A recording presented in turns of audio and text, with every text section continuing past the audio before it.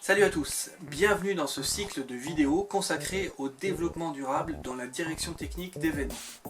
Aujourd'hui, nous allons voir pourquoi créer un événement éco-responsable.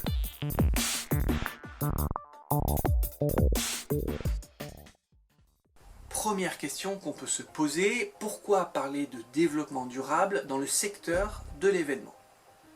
Alors nous parlons ici d'événements au sens large, spectacles, événements d'entreprise, séminaires, salons, congrès, espaces publics, festivals, tout y passe.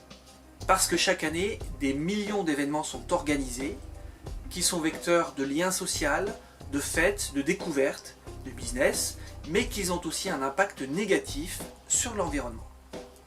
Un événement éco-responsable, c'est-à-dire qui s'inscrit dans une démarche de développement durable, doit donc viser à augmenter ses répercussions positives, mais aussi à réduire ses impacts négatifs, notamment sur l'environnement.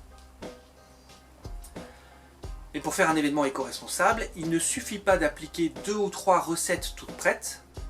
Alors je trie mes déchets, j'incite à faire du covoiturage et je sers le café dans des gobelets réutilisables. J'ai tout bon? Il faut un peu d'organisation et de réflexion. L'inverse marche aussi.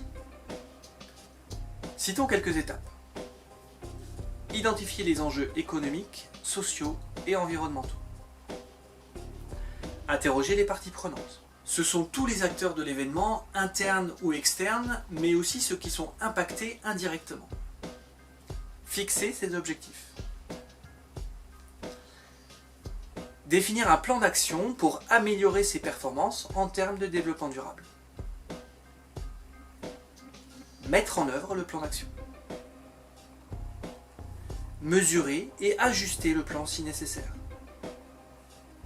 Revoir régulièrement le système de management et recommencer dans un but d'amélioration continue.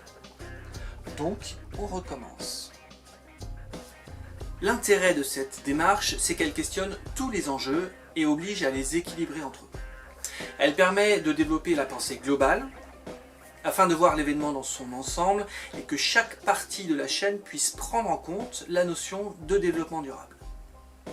Elle permet de développer la pensée locale, qui dirige les organisateurs vers des entreprises et des intervenants locaux dans le but de dynamiser l'activité de la région où se déroule l'événement.